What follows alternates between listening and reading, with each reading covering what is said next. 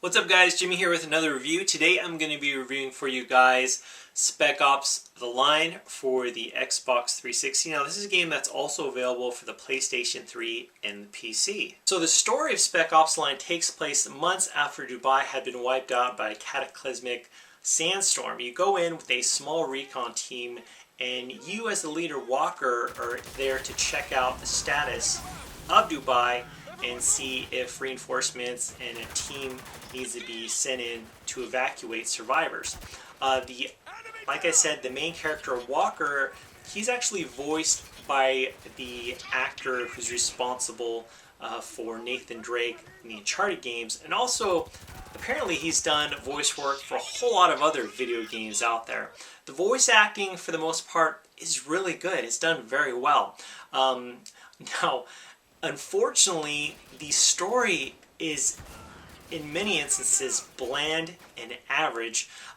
You uncover clues about what took place in Dubai after the sandstorm hit, and you learn about the story through bits and pieces. You uncover intel, and to be honest, at the very end there was just a huge bomb drop in terms of the story, a huge twist which I will not reveal, which I was really pleasantly surprised at how interesting the ending was. But for the most part, the story and the campaign really just wasn't that interesting, even though the voice acting was really good.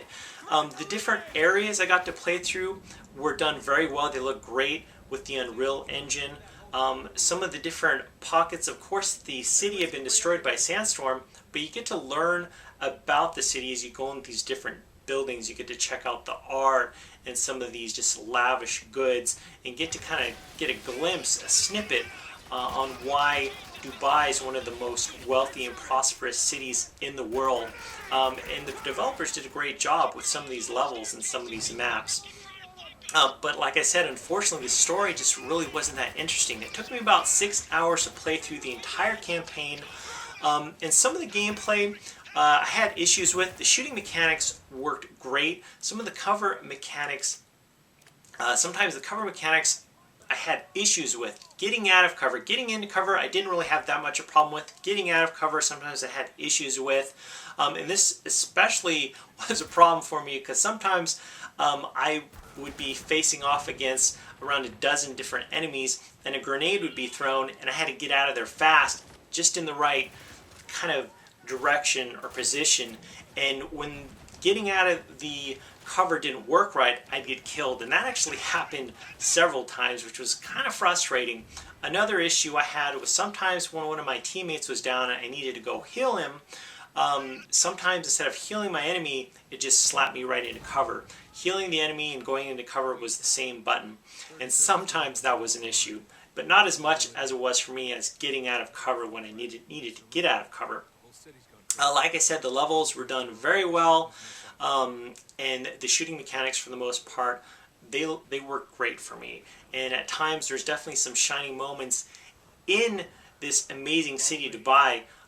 For me, I really enjoyed one point in the game when you're just dozens of stories above the ground and you enter into firefights with these different enemies and you're just hundreds of feet off the ground. It's just really just amazing. Just the level of detail that was given, just the game looks great at times. The sound and music for the most part is really good. There's some really interesting tracks, some oldies that were thrown into game for some of these firefights, which I really enjoyed. Let's talk about the multiplayer. Now, as I mentioned earlier, the story for me really wasn't that good. It was average, I would have to say. It's not horrible, but at times it just wasn't that great. It was just your standard fare, in my opinion. It really didn't do anything to raise itself up and above some of the other amazing third-person shooters that are out there.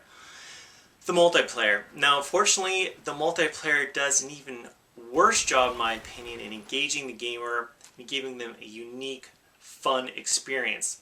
That's not to say you won't have fun in the multiplayer, but it's just average. There are so many other third-person shooters out there that do a better job than Spec Ops The Line in terms of the multiplayer. Yeah, like I said, you have your deathmatch, team deathmatch, objectives. You have different modes to choose from, but unfortunately they're really not that special. Of course, you have times in the game, not just in the campaign but also the multiplayer, where sandstorms will break out and limit your visibility, and you can kind of use that to your advantage, or it could be used against you to your disadvantage depending on when your enemies are. And that was something different and unique, which I did enjoy.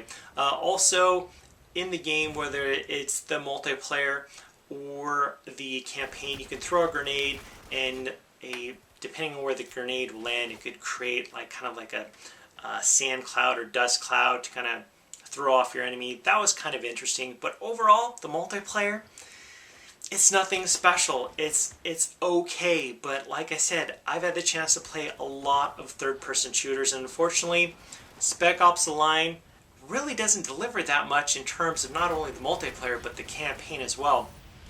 Overall, guys, I give Spec Ops: The Line a 6 out of 10. I know that might be kind of low for some of you out there that had the chance to play it, but I'm giving you my honest review for this game. I just wasn't that impressed with it.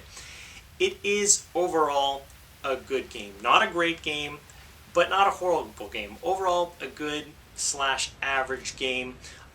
Is it worth your time? Well, it's definitely not worth $60. If you see it down the road for $10, $15, yeah, you could pick it up. It's an okay third-person shooter. But yeah, $60 for an average, good, okay campaign and a below average multiplayer experience is definitely not worth the full admission price of $60.